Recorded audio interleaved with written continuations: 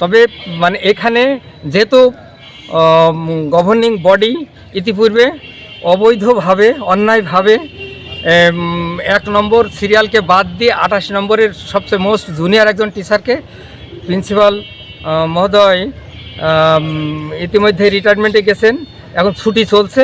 ছুটির ভিতরে আজকে কলেজে আসছি, এসে দেখতেছি যে প্রিন্সিপাল স্যার কবে কাকে কিভাবে দায়িত্ব দিয়েছে সেটাও আমরা জানি না।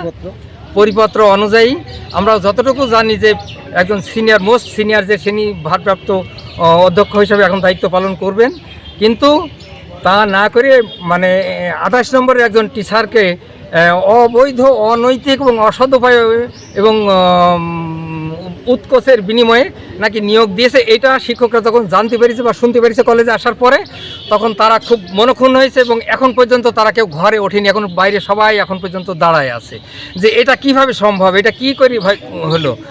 এইটা নিয়েই একটু এবং তার পক্ষে আবার আমাকে যাকে নাকি আমিরুল সাহেব আবার কাউকে নাকি ফোনে ডেকে নিয়ে আসি, এখানে অনেক কথাবার্তা অনেক উচ্চবাচ্য আমাদের সিনিয়র একজন শিক্ষকের সাথে বাইরের একজন মানুষের একটু তর্ক বিতর্ক হলো, এই আর কি।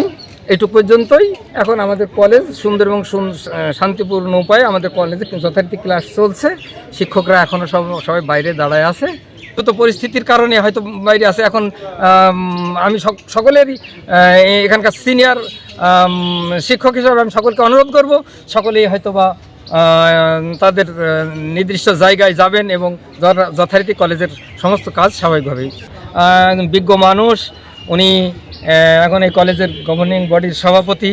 এখন উনি যদি মনে করেন যে আইন কানুন দেখে যদি যাকে দায়িত্ব দেবে, যদি যে পাওয়ার যোগ্য তাকে দায়িত্ব দিলে সেটা অবশ্যই আমরা সেটাকে। আচ্ছা, আপনি তো বলেছি যে কিভাবে কি হলো আমরা কিছুই জানতে পারলাম না। হ্যাঁ, তো যাই হোক, সবাই আসুক, আমরা সবাই এক জায়গায় বসে আমরা আলাপ আলোচনা করি, এইটুকু পর্যন্ত।